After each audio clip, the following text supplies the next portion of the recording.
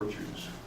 And so she and Claude are living up to the best lights they have, but they are not enough lights. She's been put in a context where her virtues are limited. And look how even the culture is feeding that. Did you all get the songs that come over the radio? Her religion is the music of her life. It's the background of her life. The stuff that you hear. Not even looked up the words to them. If you want to hear the words to the music, to the song, the one that you go to blanket, I go to mine, and we'll all blank along together, and all along the blank we'll help each other out and smiling in any kind of weather. Did you find that? Find out what that is? Here's 641. Thank you. Here's what it really reads. It was made popular by a band named Bill Clifton and Buddy D from 1948. You go to your church, I go to mine, but we'll all walk along together.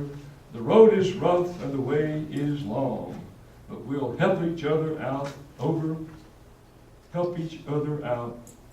smiling in any kind of weather.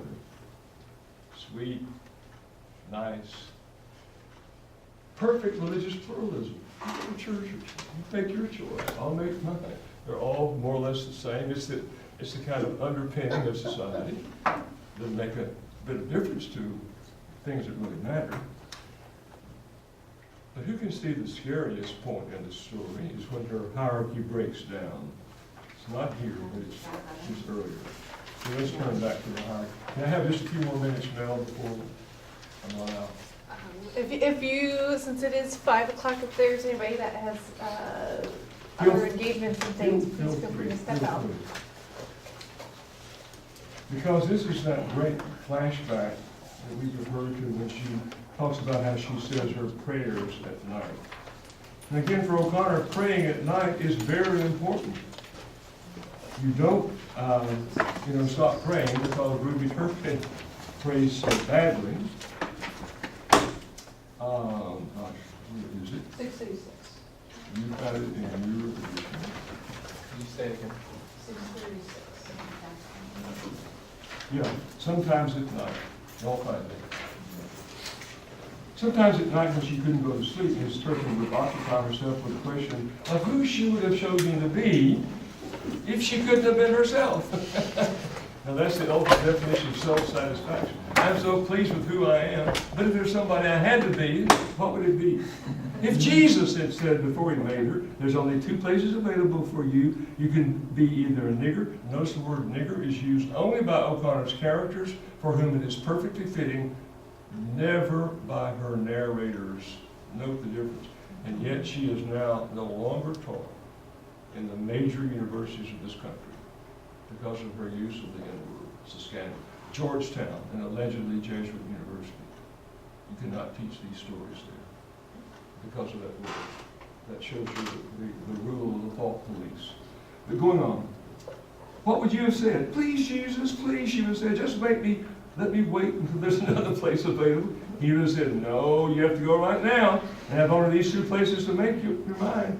She would have wiggled and squirmed and begged and pleaded, but it would have been no use. And finally she would have said, all right, make me a nigger. But that don't mean a trashy one. And he, Jesus, would have made her a neat, clean, respectable Negro woman. But she uses the word Negro. Herself, but black. Respectability, niceness are the synonyms for these versions. So then this is the key passage. Next to the child's mother was a red. She measures everybody by their shoes, mother. Isn't it wonderful? I talk about categories. It's not just class and color. It's also the kind of shoes you wear too. She got this all down to a very fine art. Going on, she said, she was not white trash, this one woman. She was just common. And sometimes Miss Turpin occupied herself at night naming the classes of people. On the bottom of the heap were most colored people, not the kind she would have been if she'd been one, but most of them. Then next to them, notice, next to them, not above them, were the white trash. You all catch that? In the South, poor whites who've never made anything of their lives are cast into the same bin as blacks. And therefore are more condemned because they knew better, they had the better skin, and yet they did nothing with it. So already she's made this awful equation.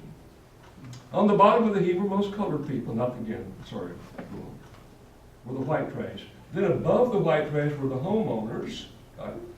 And above them were the home and land owners. Now get ready, my class, to which she and Claude belong. Above she and Claude were people with a lot of money and much bigger houses and much more land. What's happening?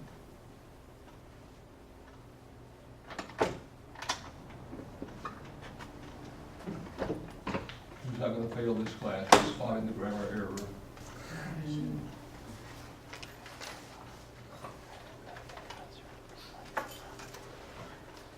Subjective and objective pronouns. Oh, she shot and fought and Above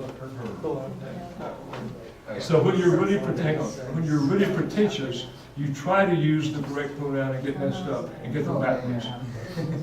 So she's pretentious, and so she doesn't say the natural thing. She says the unnatural thing. Above she and Paul were people with a lot of money, much bigger houses, much more land. But, oh, here's the complexity of it begin bearing in on her. For some of the people with a lot of money were, this is a very crucial word, common. In the South, common means completely undistinguished, absolutely ordinary, and therefore worthless.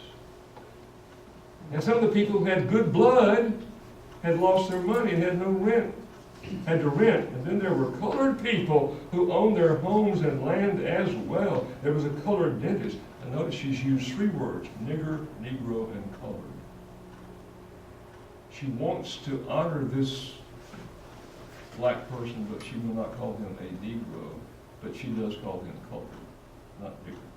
A colored dentist in town who had 2 red Lincolns and a swimming pool and a farm with a registered white face, as Hereford cattle on it. Here's the sentence I want you to seize on. Usually by the time she had fallen asleep, all the classes of people were moiling and roiling around in her head. And she would dream they were all crammed in together in a boxcar, being ridden off to be put in a gas oven.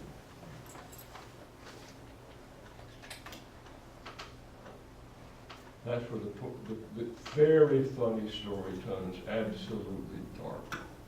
What's dark about that passage? Really dark about that passage. Frighteningly dark about that passage. That's what comes of classifying folks. It leads to Auschwitz. Yes. False hierarchies lead to Auschwitz. Exactly. And not hierarchies as such. Now notice, the world exists by hierarchies. There is no non-hierarchical world.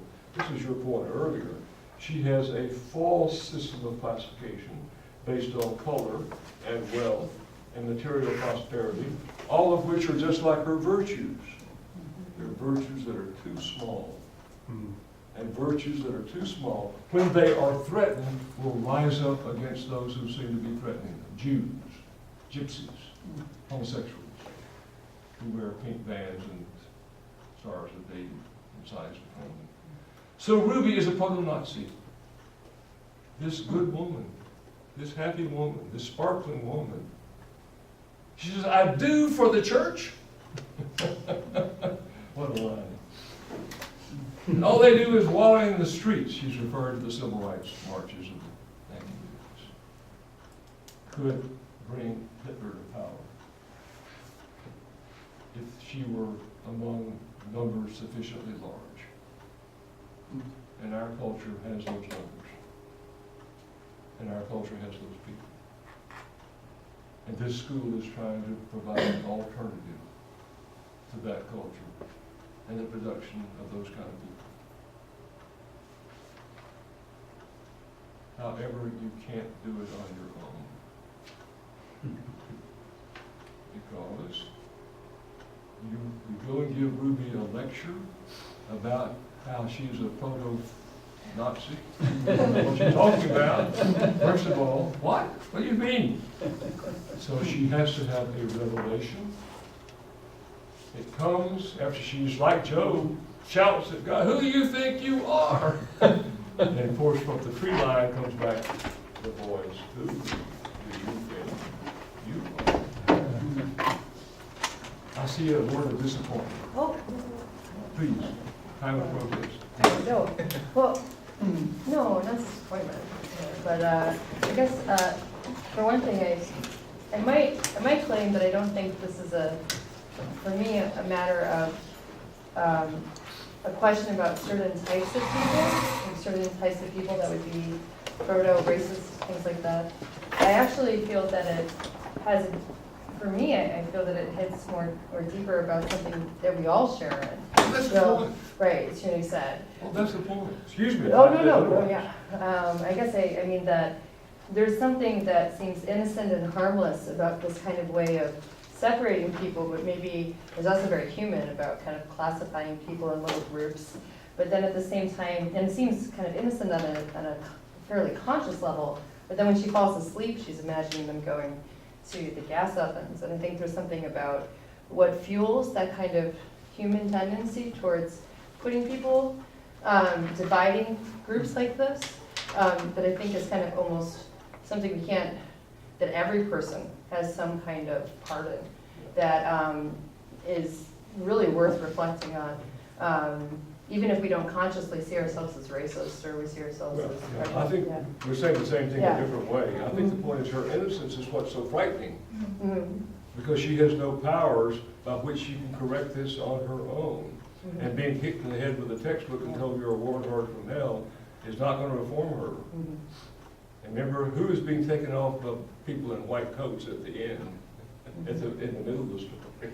And when the most despicable woman in the room said, she's going to be, what's she called? What'd she say? Yeah, and of course, Mary Grace is headed for the insane asylum. But Ruby and Claude, and all of us in this room have virtues that are so small, so inadequate, so self-serving, that we're all proto-Nazis and fascists, not just those nincompoops out there who've never had an education. And so she receives this final vision, looking down at a big fat sow, lying there, letting those piglets draw their life from her breasts. Not dominating, not trying to make her way, but giving her life away to something that's not herself. Piglets. And then, of course, as the sun is setting, she has this vision, and she raises her arms and sees this great sunset with a cloud of souls climbing up into paradise. Well, climbing up into the skies, let's be very clear about that. Climbing up into the skies. And look at that hierarchy. Here is the true hierarchy. Here are the true divisions. Notice. The visionary lights, this is the next to last paragraph, settled in her eyes. She saw the street of light as a vast swinging bridge extending upward from the earth through a field of living fire. Upon it, a vast horde of souls rumbling toward heaven.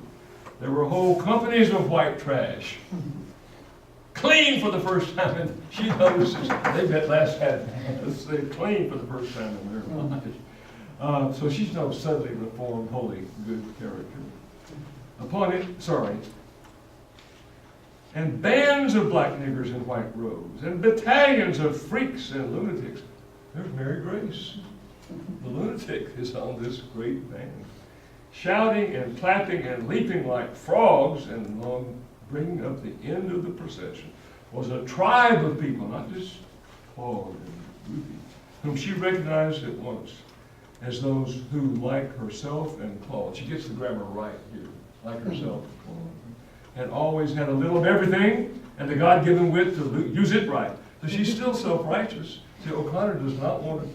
She said, I don't want any story that ends at the altar of the Catholic Church where some character gets on his knees and becomes a Catholic.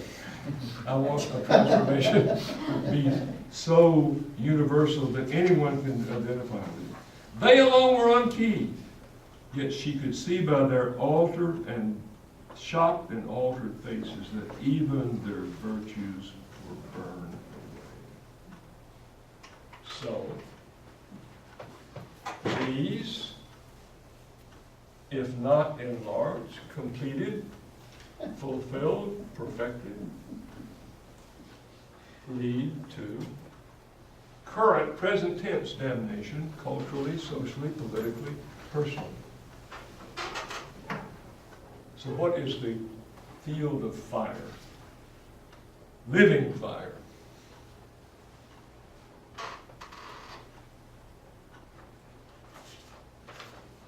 Where O'Connor does throw down a hint that she's a Catholic.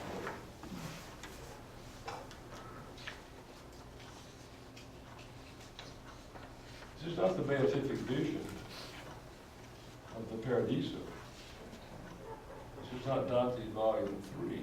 This is Dante Volume 2. Paradise is the place where we're purged, cleansed, burned clean of all false virtues. That's what's happening. They're all being purified in order to enter paradise. But she doesn't want that to be the last word. That's too pious. Instead, she hears the invisible cricket choruses. You ever heard of cricket choruses? They're magnificent. Struck up. But what she heard were the voices of the souls climbing upward into the starry field and shouting, Hallelujah! Great story. Thank you very much. I've kept you way too long. I'd be glad to stay and talk with anybody who would like to. I am free. So do so if you so desire. Thank you all so much for coming, and please take, if there's a couple waters left, let's take a few hours so I don't have to lug them back. And thank you very much.